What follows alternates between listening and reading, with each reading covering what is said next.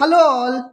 What we see here is a Arduino Uno board, which is a 8-bit microcontroller board.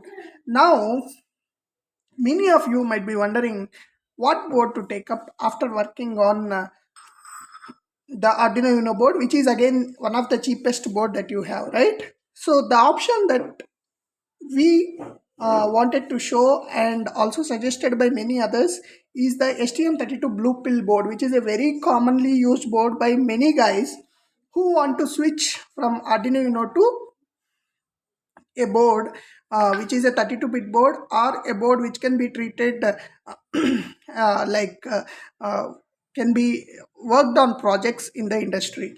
Okay, so 32 this STM32 Blue Pill board is basically a ARM Cortex based board, and it has STM32F103 C66 or C86 based microcontroller, and you can see it has several pins that are extended out.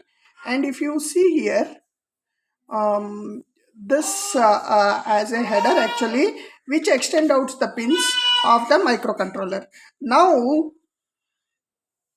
if you see here, basically the this board is from ST Microelectronics, and this can be your next destination for programming. We'll be creating series of videos on this STM32 Blue Pill board.